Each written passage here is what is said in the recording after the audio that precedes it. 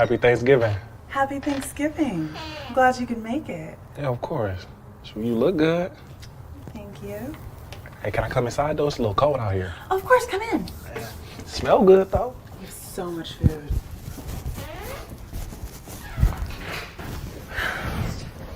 Finally get to meet your kids. Yes. This is Delone. This is Alone. This is Cologne. And that's Simone.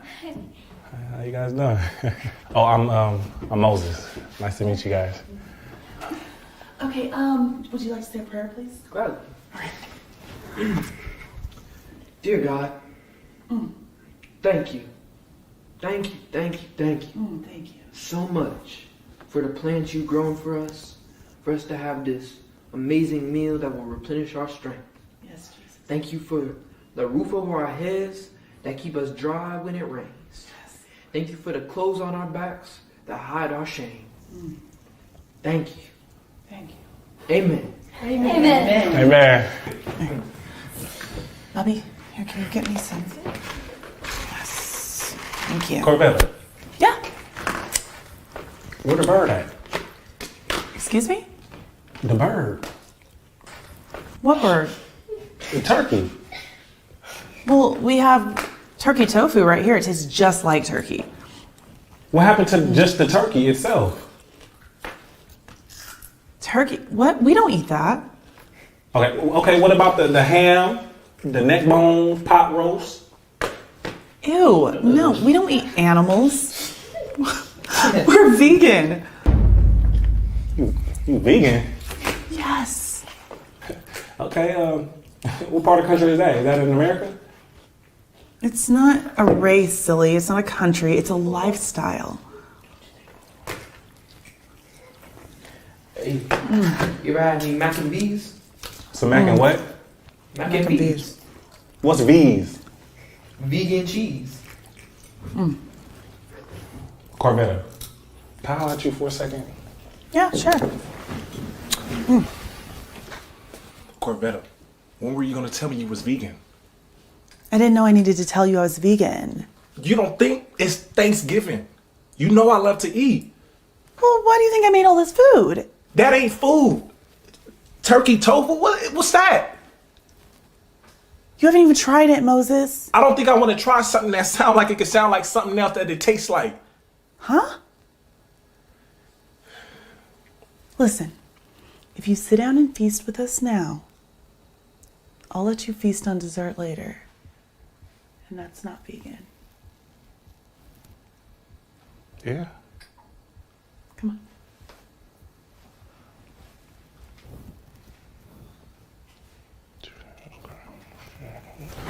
Okay, so how about you try some of the turkey tofu, okay?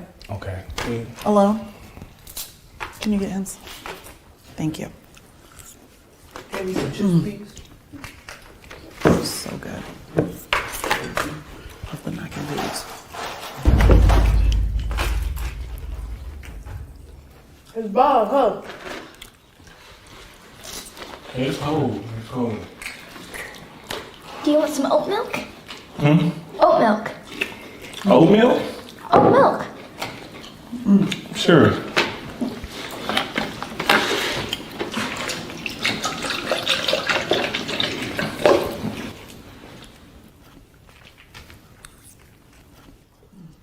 Am I supposed to eat this with a spoon or something? No.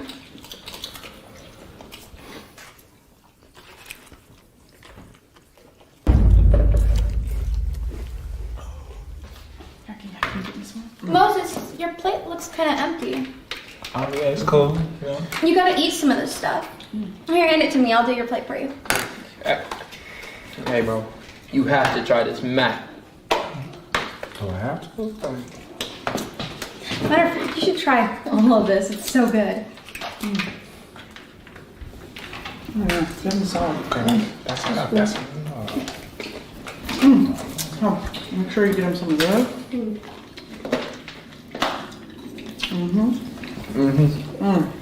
Get some of that. Oh yeah, bell pepper fries. Oh, good. Ooh. Yes. Okay, that's enough. That's enough. This is really good. That's nice. You did good. Thank you. Thank you so much. What do you like best? It's so good. Did you get some mashed potatoes?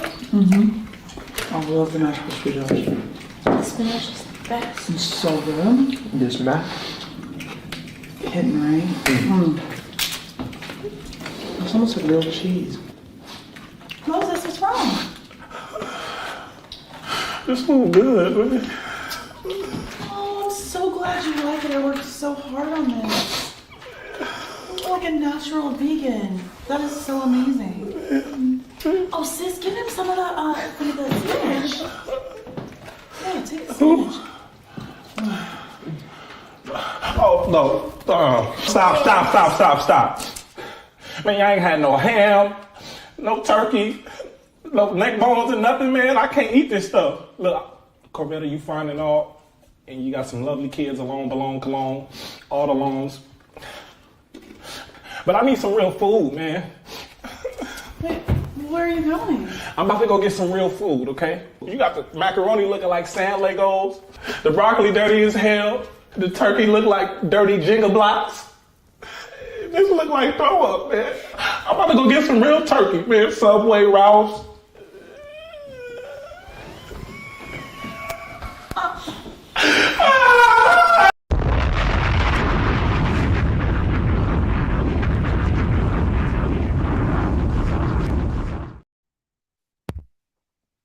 Wow. I just stop. Jokey joke. A little jokey joke, okay? You know, 'tis the season, all right? 'Tis the season of the vegan, and shout out to the vegans, all right? Shout out Dirty to the Jenga vegans. box is crazy work. Like, that's crazy. Peace and blessings. Welcome to another episode of Do Not's Radio Place when I was this morning. Your host, Knowledge Voila. And if y'all see my doctor in the house, okay, there is a doctor in the house, certified, bona fide, qualified 1,000,000 times over. I don't even know how many times I could call her doctor, but she doctored to the 20,000 pounds. Okay. Dr. It's the Ray, last one. Jay and Huskey is here with us because she loves us so much, okay? I had to beg her, y'all. Let me tell you. It's a little, Here we go. I had a little trouble. But she's here with us. It's holiday season, and I know a lot of things happen this time of year, like all jokes aside. So I wanted to make sure I brought in a mental health, black health, spiritualist professional here to guide us through these tumultuous times. Okay, so it becomes my honor and privilege at this time to introduce some, present the others, and welcome back the best mother God herself. Okay, Reverend Dr. J. N. Huskey. Welcome back. Happy to be here. Thank you for having me. I had to beg her, y'all. Okay, just for Here the we record. go. Shenanigans activated. Tis the season, okay? Tis the season. So I started off with the video. First, your thoughts on the video, you know what I'm saying? Like just that, you know what I'm saying? We'll go from there. You know, veganism should always be a personal choice. I don't feel like that's anything you should try to force on anybody. But dirty jingle blocks for turkey is wild business. That's crazy work right there. I'm not I can't partake in that. Snap. So your journey, you know, in regards from that perspective as a holistic practitioner in so many things, what was your, deciding point in regards to your health, decisions to go vegan, and then like how's it been? You know, what was the transition like for you? Well, I originally went vegan just because in my mind, before being further educated, I felt like that was the healthiest way to go. Like you Mm, don't get much healthier than only eating vegetables, right? mhm, But throughout my journey, I started with veganism in 2010 and was just straight vegan for quite some time, for mm, years, until I did a little more research and looked into it a little more naturopathically and figured out that sometimes, depending on your blood type, depending on certain types of health concerns you may have, veganism may not be the healthiest route for you. And mm, so I leaned more into eating for your blood type than just straight veganism. with me being a positive blood type, a lot of fruits and vegetables is good. However, going full blown no meat was not good for me for my blood Mm, type. And so I had to kind of make some adjustments and pick and choose what I chose to eat, what worked best for me, what worked best for my digestive system and my makeup. So I don't want everybody to just jump out there and be like, oh, I'm spiritual, I'm healthy now. I can only eat kale and drink green smoothies, because that might not be what's best for you. mm. So I'm glad that you started there, with your own personal choice. Now think about the people that you come in contact with, black people, in regards to making a shift, mental Mhm. shift, emotional shift, a spiritual shift of any kind. Now a dietary shift. Have you seen, shifts? Because we be leading the trends and the fads and all that. You understand what I'm saying? Like, well, I tried this. Well, Dr. Sebi said, you understand? Like, and they start going like super hard with everything. So, in regards to these shifts in relation, is there a link between the spiritual health, the mental health, emotional health, and diet? Definitely. We absorb energy.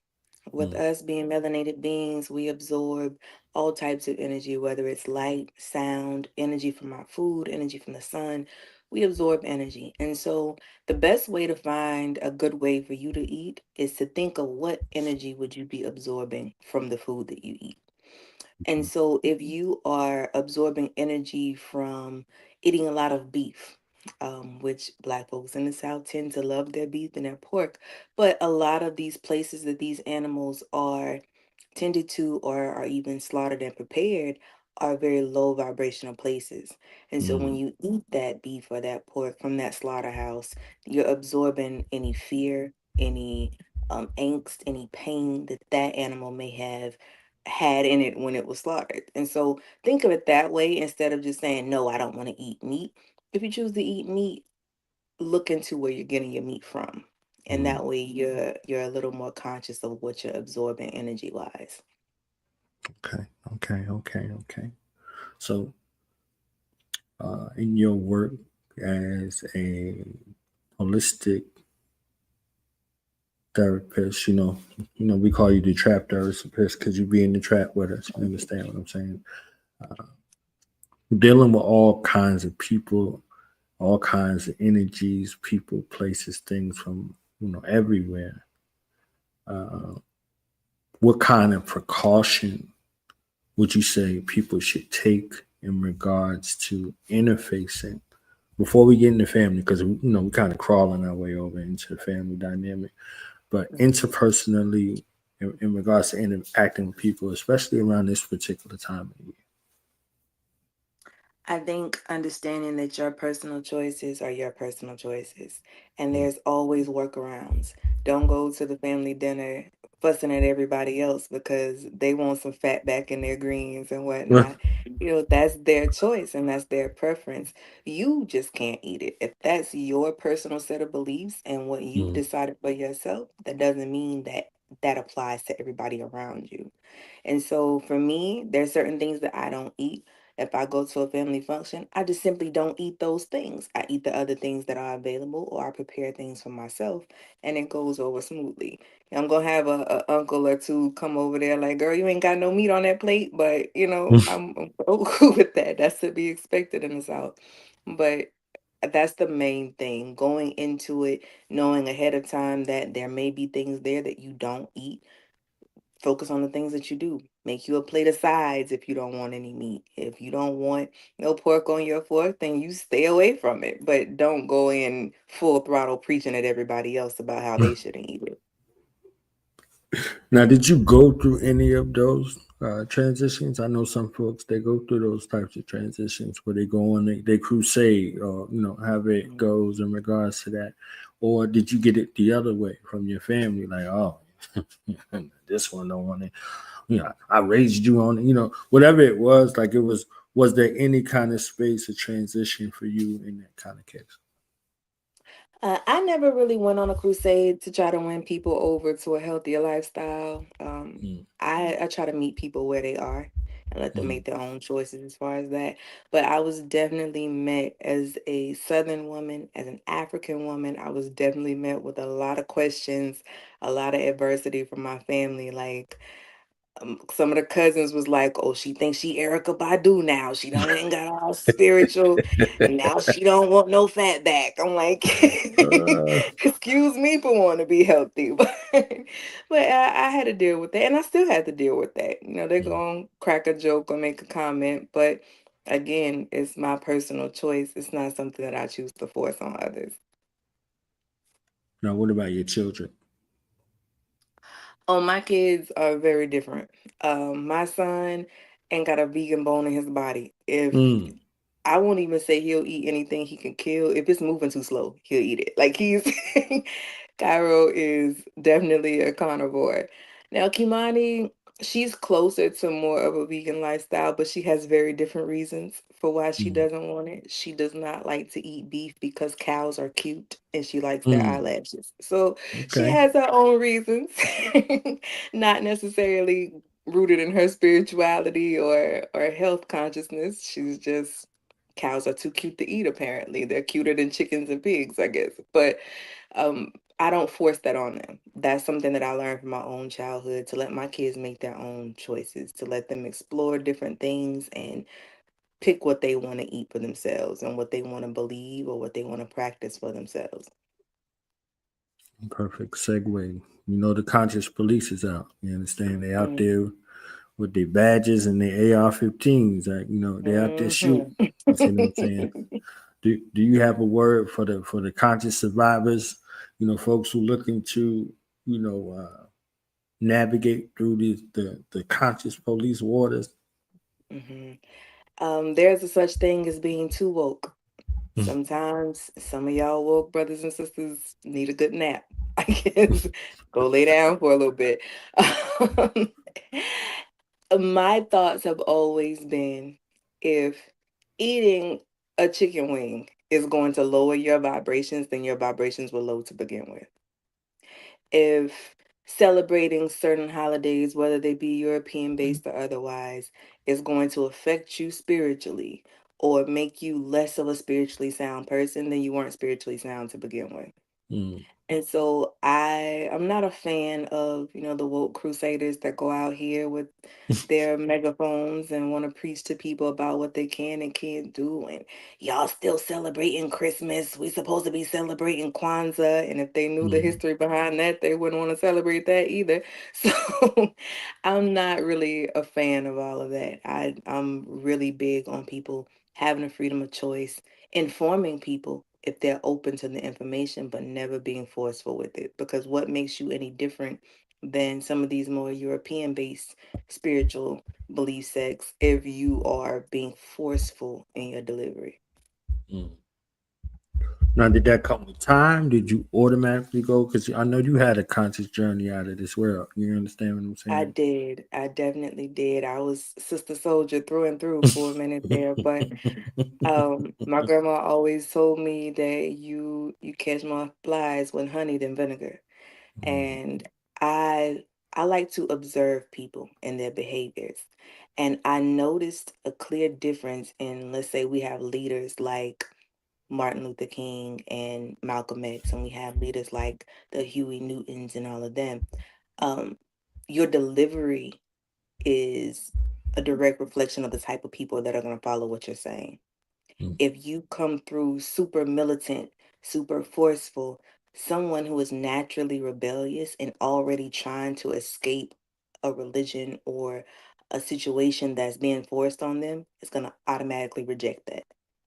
If I'm telling you, leave this belief system that's forcing you to behave or live this certain way and come over here to my belief system where I'm going to force you to live and believe a certain way, what's the point? There's still no freedom in that. And so I like to inform people, give them their options, let them make their choices on their own, and we work from there. But coming in when I was younger, oh yeah, y'all gonna listen to me because I want all of y'all to wake up, all of y'all some sheep. Like, I was Mm. I was gung ho with it, but I assume was met with a lot of rejection and people not being open and receptive to what I was saying, even if it was something for their own good. So I had to switch up my delivery and become more informative than disciplinary. Okay, okay. All right. Experience the best teacher. Hmm. So I, I didn't get a chance to get with you for Hoodoo Heritage Month, right? And I know you was out there, out and about during the Algiers Ancestor Festival and everything. So, can you give us a synopsis of that world for you and your relationship to that particular world? I was raised in it. I was brought up around it. That's a very huge part of who I am. Is that African-based spirituality is being one with nature, ancestor veneration, all of that is just part of my upbringing. So even though it comes naturally for me, I understand that it's new to a lot of people. It's Mm-hmm. sometimes just a trend to a lot of people. And I have to recognize the difference in something being so deep rooted in me and something being something new and intriguing to somebody else. And so during Hoodoo Heritage Month, I had a lot of what I consider newbies come and ask a lot of questions, and they were ready to set their ancestor altar up and burn some Mm-hmm. candles. And, I had to slow them down a little bit. Like, let's learn about what you're doing first. Let's see why Mm-hmm. you're doing it and not just because you saw a TikTok video. Oh, So Hoodoo Heritage Month was definitely very interesting for me, for sure. okay, okay, okay, okay, okay.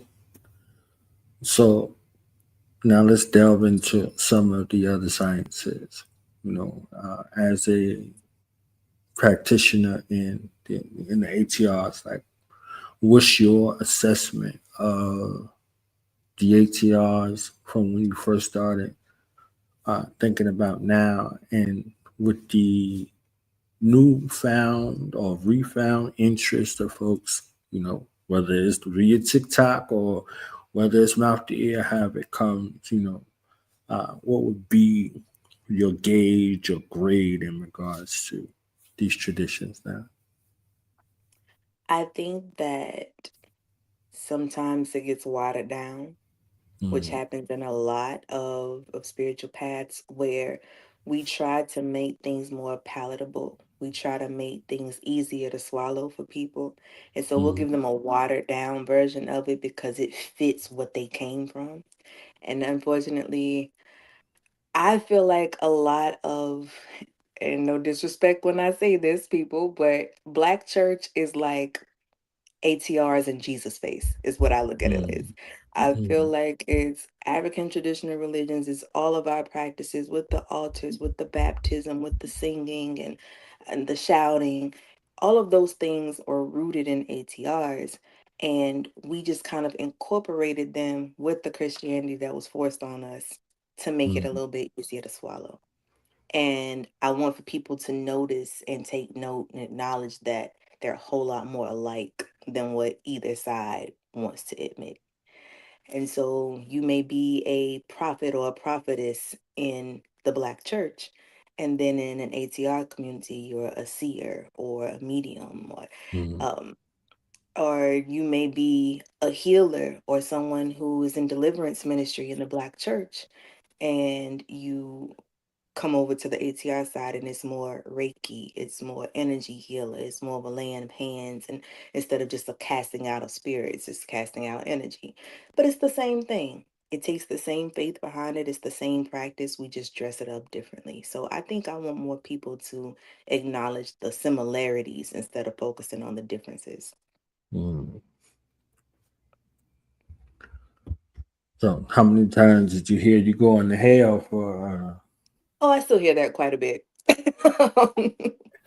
Yeah, I hear that quite often. I had to go on a internet crusade about 2 weeks ago because I get that a lot.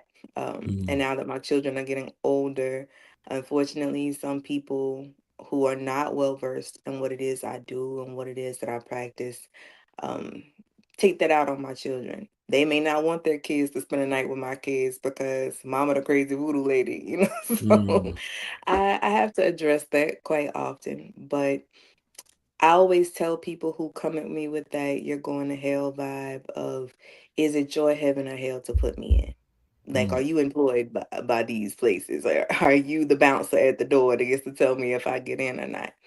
And if your heaven is full of judgmental people that scream from the mountaintops about how everybody else is going to hell, I don't think that's a place that I would want to be anyway. And so I get that a lot, especially as the preacher's daughter, but I deal with it as it comes.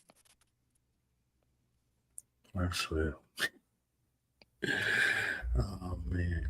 So this time of year linked with a lot of violence, a lot of depression, a lot of all of the things. Emergency rooms is packed, all kind of stuff. 911 operators, on alert, and folks is in that space, and folks is in the heavy consumer space. Now, Mhm. I would, ask you about the link to the spiritual, emotional, and mental health space in regards to this overabundant push in regards to those things, and you know how you help folks navigate through these particular challenges, these addictive behaviors, zealotry, and all of that stuff. Mhm. So, one thing that I always point out, especially to new clients that come to me, is that because we come from the earth, we mirror the earth in a lot of ways. And so, this time of year, the earth takes a break. The things are not growing, the leaves are falling, the grass is dead. The earth is literally resting this time of year. Mm-hmm. And you should be doing more of that as well. Um, but people try to continue with the same momentum that they have in the spring and the summertime when it's a time for you to be resting, and they get overexerted, they get overextended, overstimulated, because you're not supposed to be doing all of those things. This is a time for you to go inward, a time for you to recharge yourself. You should definitely, we have to work and school and tend to our families. Those are the basic things that have to be done. But all this extra stuff, all the extra breaking your bank account to buy Christmas presents for kids that they're going to play with for 2 weeks and cast Mm-hmm. aside, things like Mm-hmm. that, that kind of unnecessary pressure that we put on ourselves, it's not healthy for anybody. That's real. So, as a veteran, right, we Mhm. deal with another set of things, and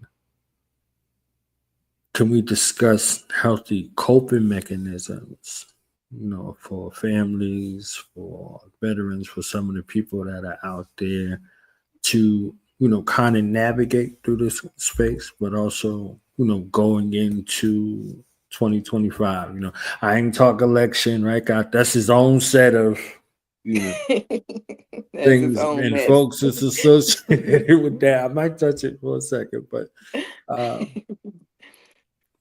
coping mechanism tips for this time of year in particular, for the veteran population, their families, and just folks in general. Mhm. I think that sometimes when we have spiritual or emotional wounds, like let's Mm-hmm. say, for instance, PTSD, which a lot of veterans deal with, that I've dealt with myself, when we Mm-hmm. have spiritual and emotional wounds like that, we don't treat them as wounds because we can't see them. And so if you broke your arm, nothing in you would say that it makes sense for you to go out and try to throw a baseball with a broken arm. You Mm-hmm. would need to let that arm rest. You would need to treat that arm. You would need to set that arm in a cast and allow it time to heal. You wouldn't go Mm-hmm. out and overexert that body part that's wounded.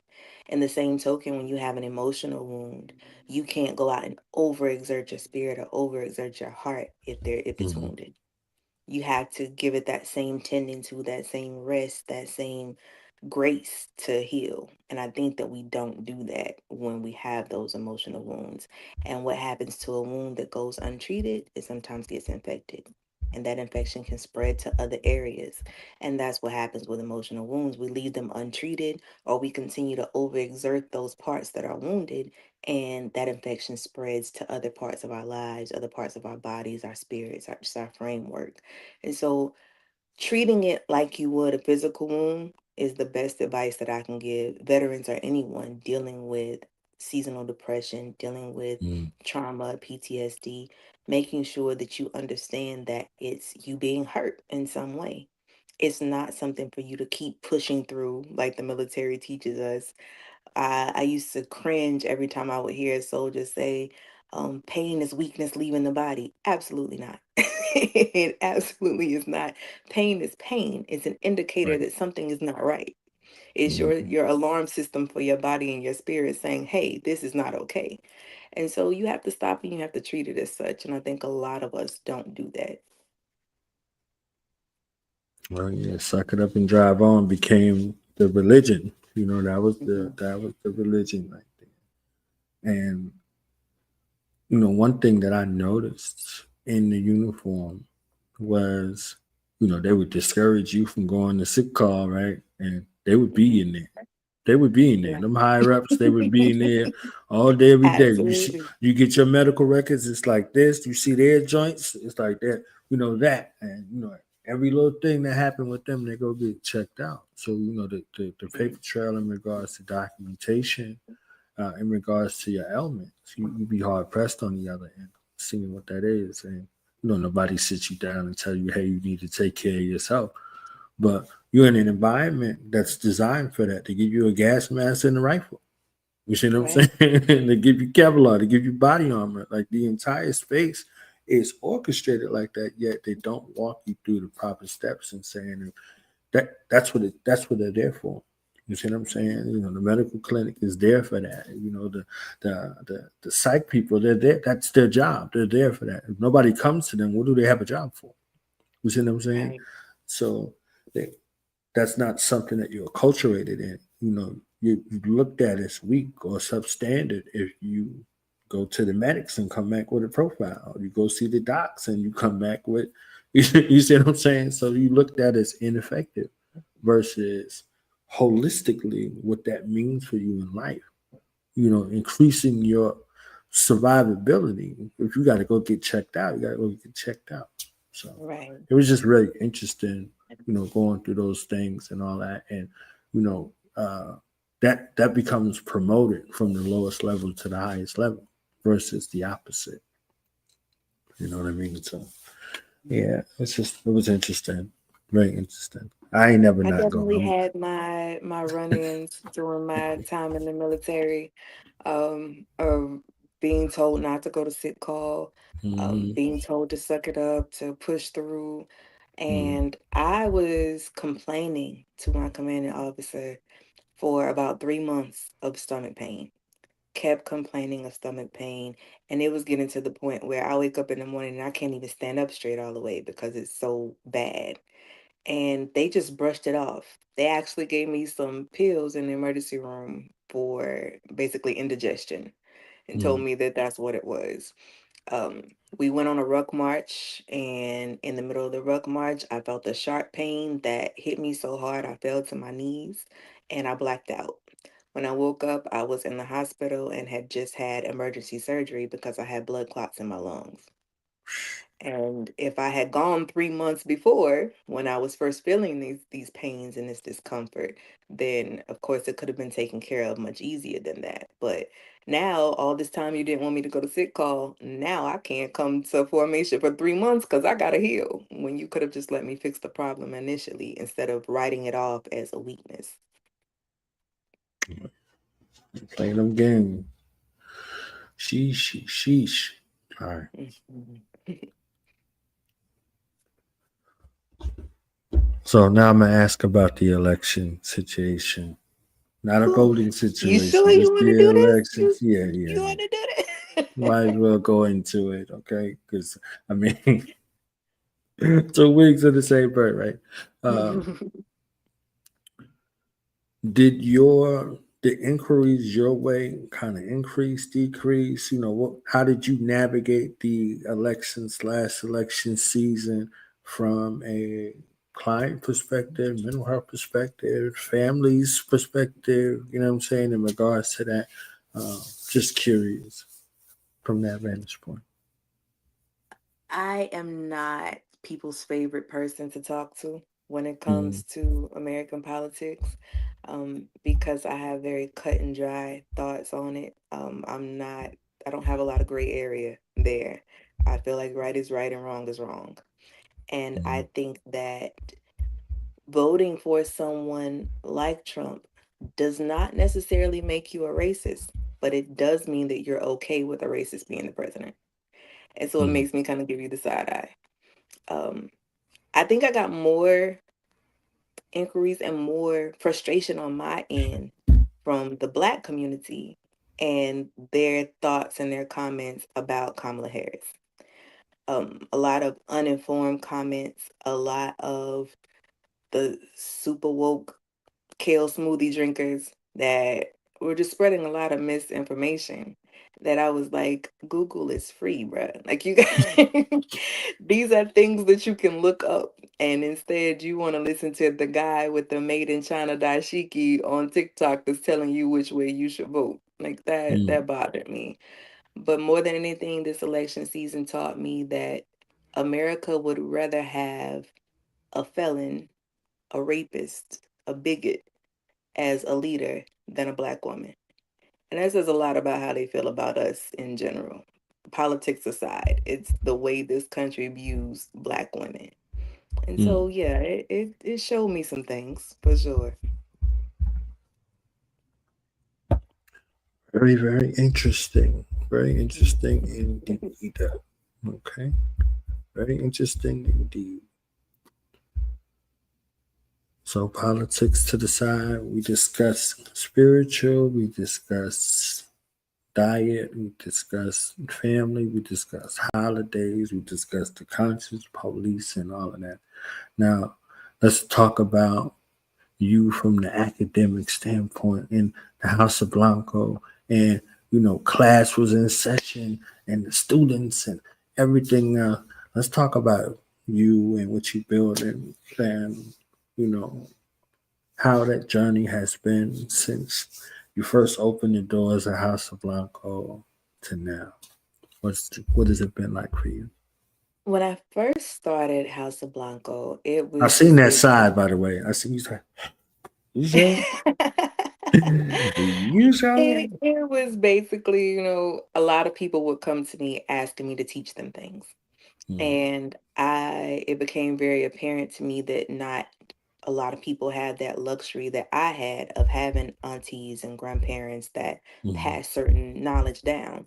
And so I felt like it was part of my purpose to pass some of those things along to people who may not have those elders to do so. And so I started off just teaching basic classes and ancestor veneration and um, educating them about mediumship, about different herbs, how to make different teas and tinctures, just anything that they wanted to learn that was based on naturopathy or spirituality. And it grew. I mm. went from, I think the first year that House of Blanco had classes, I think I had maybe about 82 students. And House of Blanco has now grown into New Eden University, which is an actual registered university in the state of North Carolina for spiritual sciences and spiritual arts. But now I have over 4,000 students that cycle through these classes. And so I'm proud of myself and the progress, but more so proud of the students and how they've grown and how word of mouth just kind of spread and brought more students. And old students are still here, new ones are still coming. So I enjoy what I do for sure. So New Eden University class was in session. What are some of the things and what's some of the feedback from the new students that are coming into the university? Oh, it's been all positive. We actually are certified to offer post-secondary degrees now. So you can come in and become an ordained minister. You can come in and get bachelor's, master's, and doctorate degrees in fields like interfaith ministry, spiritual sciences, African traditional religions. And so I'm happy to be able to dish out those actual degrees and actual certifications, but it's all been positive. All of the students are doing well. When they came in and did my first quarter reviews for New Eden University, none of my students had below an A average. Out of every student that was enrolled, nobody had below an A average. Everybody's assignments were turned in on time. Everybody was doing well on exams. Um, it was really good feedback from both the students and, the North Carolina Board of Education. So I must be doing something right. So they came in and checked in immediately. Immediately. Absolutely. Okay. I caught so much hell and adversity just trying to open this university, having to Mm, explain to a panel full of white folks what African traditional religions are and why it should be considered a degree program was exhausting. And shout out mm. to the Native American tribes, the tribal council here in North Carolina, because they were very instrumental in me being able to push through and get a lot of these certifications and licensures that I needed. Because at one point, one of the Native sisters was just like, it's not meant for you to understand because it's not for you. And I don't feel like you should keep asking her to explain it.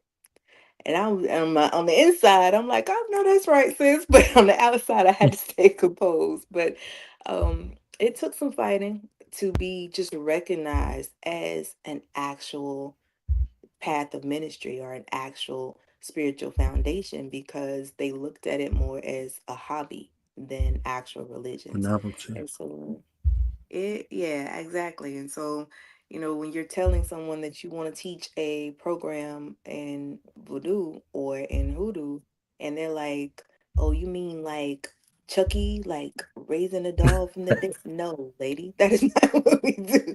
And those are the legit questions that these educated people were asking me. I'm like, "You've been a professor for 40 years, and you really asked me, do I want to teach people how to put a spirit in a Chucky doll? Like, really? That's what we're doing?" Yes.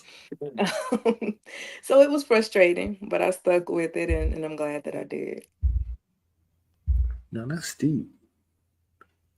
Since that got presented, I can ask that question. Do you what are your thoughts about the cinematic portrayal of African traditional religion, whether it's from the television, whether it's from the movies, whether it's from any aspect of the entertainment industry? Does the entertainment industry aid in the misrepresentation or positive representation? What are your thoughts? Absolutely. Definitely aids in it.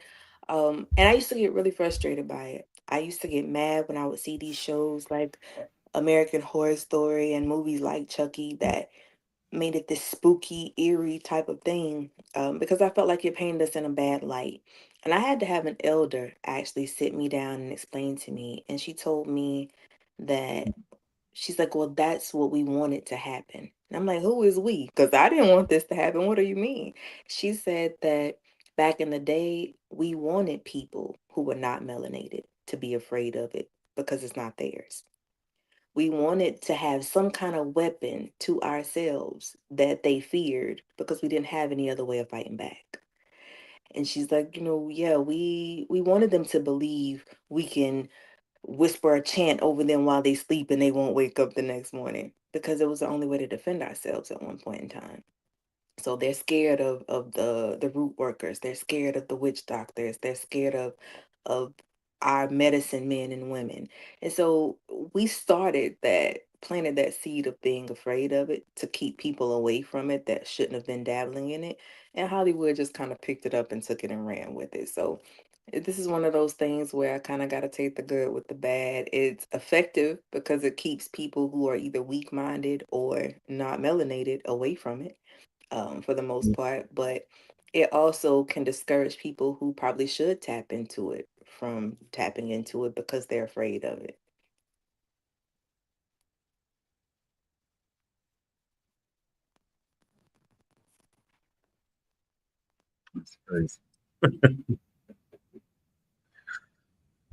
It's funny how these folks get the say from the credentialing sort of space on how things are represented, whether they got knowledge of it or not. You know what I'm saying? Like whether they got dealing with that. So these people who control mass media and the entertainment industry, they give, you know, license and credence to what they will. You know what I'm saying? And we become subjected to that. Then you have to navigate around that. You know, they they got the conscious prototype. You see what I'm saying? You know, they're buffoons, they're idiots. You see what I'm saying? So it's like, you look at them, uh, they typecast you in a certain kind of way. You know, if you're a musician, if you're an artist, they typecast you a certain kind of way. If you're a black man, they typecast you a certain kind of way. You're a black woman, they certain typecast you like a whole nother way. You're a black child, forget about it. You're not even like nobody even cares what you're doing. You know what I'm saying? So it's like you have to go through all of these generalizations and misrepresentation to find the real, and that's in the most broadest in general sense. Don't even get into any realm of specificity. So I'm just very interested how all of that stuff goes and how that works. The, I the have way noticed you though, in the past few years, the Hollywood has been sprinkling a lot of truth in things, Mhm. but making it so cinematic that people kind of glaze by it as if it's something made up. Um, when they put out images of things like Wakanda, when they put out images of, extraterrestrials and avatars and things like that, they're telling true stories, but they're wrapping them in this cinematic Hollywood glamour so people don't take them to be true stories. When in fact, if they were to look into it and dig a little bit deeper, they would see they're telling our stories.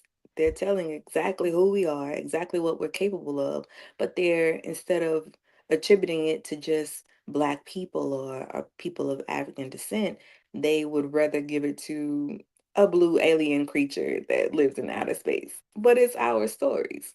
And I think if we start teaching our children those things from an early age, it won't be so much of a feeling of not being represented in Hollywood because we are represented. They just don't give us the credit. We are being portrayed, our stories are being told, but they would just rather say the aliens built the pyramids than educated Black beings. And so I try to teach my kids the difference. There's not a lot you can get over on my kids. I think I probably got the most woke 2-year-old on the planet. There's not really a lot you can get over on them for sure. Yeah, the tribe ain't no joke. You understand? The tribe is no joke. But I'm glad that you pointed that out because that becomes something. You know, we we do a horrible job at the same time, great job looking to see validation outside of ourselves. You know what I'm saying? Mhm. Like I had to go to you to be awarded. You know what I'm saying? I had to go to you to be affirmed and confirmed and all of those things. So, you know, the credentialing space is something. It's a tough, thing to navigate. However, folks come in after they see, oh, okay, you got somebody else's permission slip. You understand what I'm saying? So it's like, oh yeah, oh this is legitimate now. You know what I'm saying? Mhm. So they used to just come see grandma at nighttime. You know what I'm saying? And they rebuke her in the daytime. Like, don't you go over there to that lady that lived near the swamp. But in the Mhm. nighttime, you be there. So I yeah. lived that in real time. The amount of people that would creep to my aunties and my grandma Mhm. for help when the sun went down, but snarl up their nose at her during the daytime. Don't go over there to that house. They got that hoodoo going on over there. But as soon as you catch your husband cheating or your son go to jail, you knocking on my grandma's doors. I lived that in real time. See? So is that same approach to care too? Is it, in regards to psychotherapy? Did you find that? Did you have to go through some of those things with some of our people as well? I still go through that. Even though I've been in this field for a very long time now, I still deal with that. The amount of times I always tell people if I had $1 for every time somebody walked by me thinking I was a CNA looking for the doctor, I would be a rich woman. doctor. I've I have had people literally walk up to me with my scrubs on, with my badge on, and be like, "I'm looking for Dr. Husky." Hello, you found her. Um, but that comes from, unfortunately, another side effect of slavery as well, because we were taught that Black people are not the best source of information to things. We were taught that if it doesn't come from a white person, then it might not be as legit. And so I can tell someone something as a Black female doctor, and they may brush it off. If one of my white male counterparts tells them the exact same thing, they take it as if it's written in the Bible. And so there's still a lot of work to be done as far as that's concerned. I find myself in a lot of spaces where I may be the most educated person, the most qualified person in the space, but I'm not a white man. And so their word may, no pun intended, trump mine because of who they are, what they look like. All the puns intended in the world. All right. Yeah. All right. So your vision for New Eden University, Casablanca, and the things that you're working on that you can share, where would you like to see them go? Where would you like to see them grow? All of those things. I would love to see New Eden keep expanding. I started New Eden with the vision that, the Garden of Eden was originally created to be a place of paradise, a place Mm, where everything that you need was right there in their garden. You never have to leave there. It's the source. And so I wanted to create New Eden because we had to make some adjustments. We had to adjust fire, and we lost our way along the way. We had to go seek outside of the garden, outside of ourselves, to go and find certain things because they were either hidden or taken away or forced away. And so I created New Eden to have a new place to come where it's a one-stop shop. Everything that you need is right here. Everything you need to heal yourself, whether it's mind, body, spirit, you're going to find everything right here. And you can go off and you can spread that out, spread that knowledge.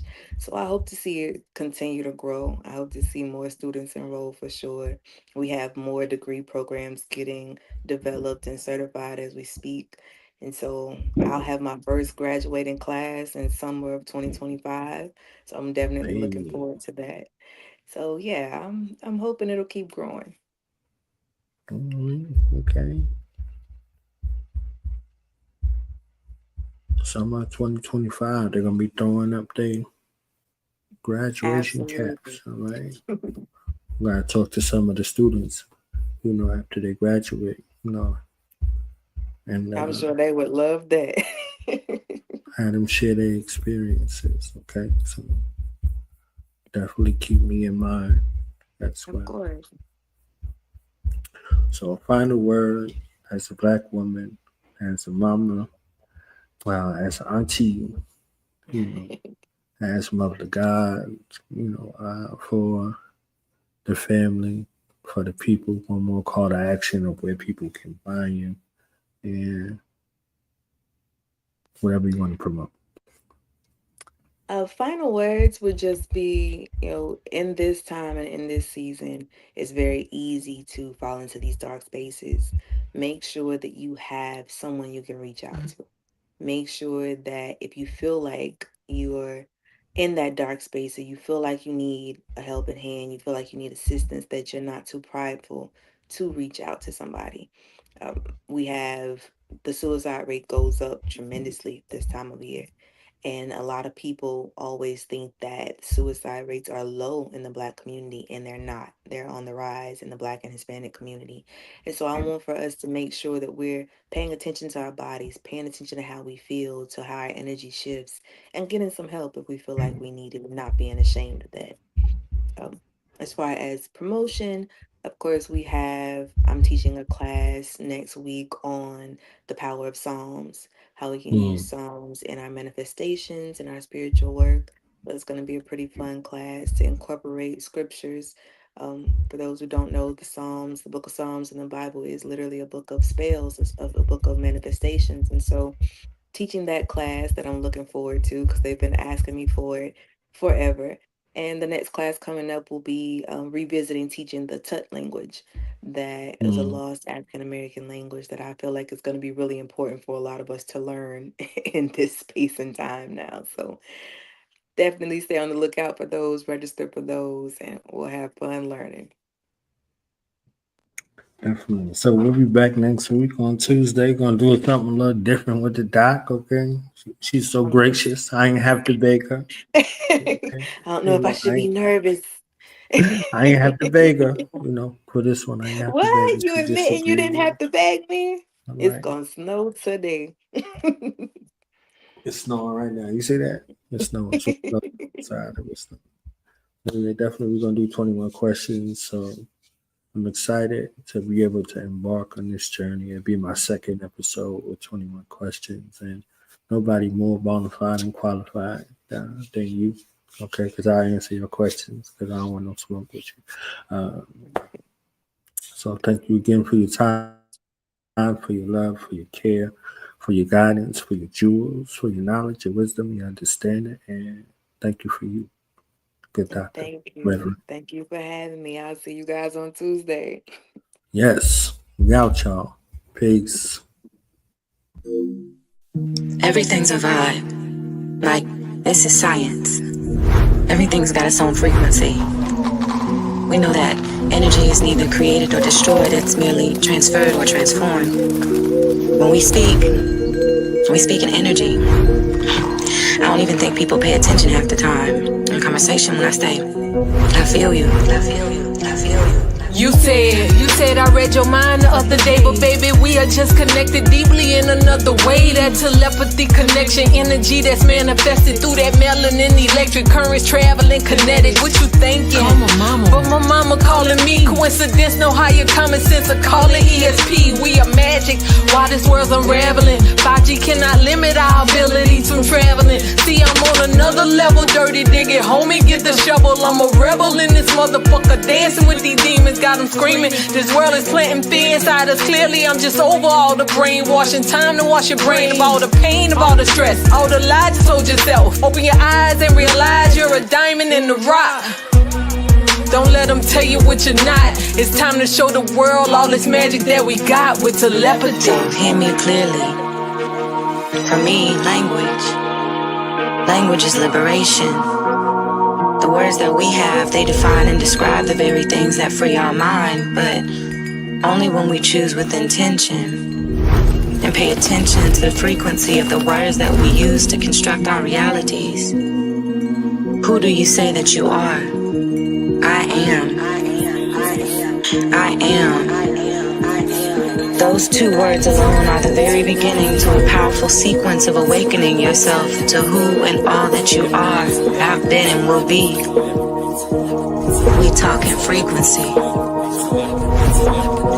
Focus your Clouded visions, poison minds, can't see clear enough. The world full of interference, so God ain't hearing us. My spouse miles away, can't even take a walk in public. Coronavirus got us locked away like lab subjects. Close your eyes and you can feel the pain, we all connected. Empath, so I sense when every soul's ejected. A mystic, magical, way beyond simplistic. 5G blocking my chi, keeping our signals twisted. Communicate with my mind, mental telepathy. Into a nature, so we speak on different frequencies. My third I watch, the other two never truly see. The world is an illusion shrouded in secrecy. A king by birthright, a god at first sight. Divine shine bright, blind the wicked at first light. Open your heart chakra and let these words shock you. We tell them havoc, use your magic like a witch doctor.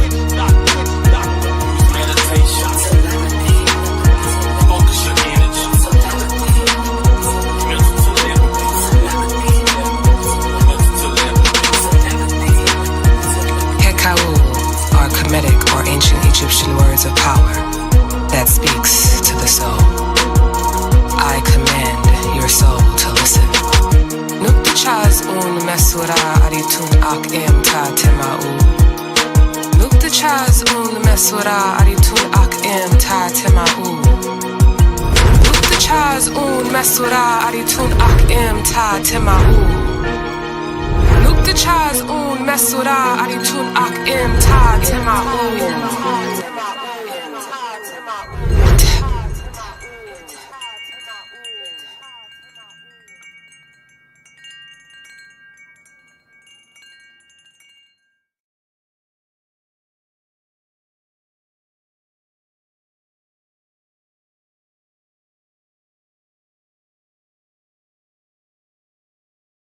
You cannot go without this book, and let me explain why.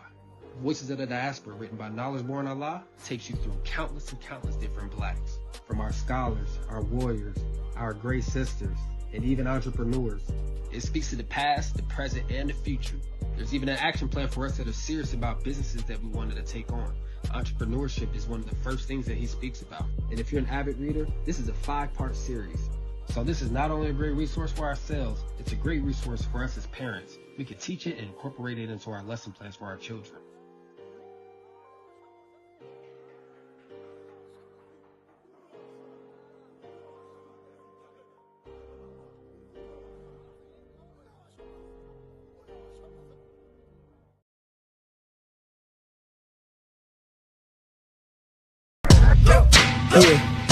Yeah. Now we gonna tell them that in front. We tell them like this, yo. I'm an African. I'm a African. I'm a African. I'm a African. Yeah, y'all like that? No more.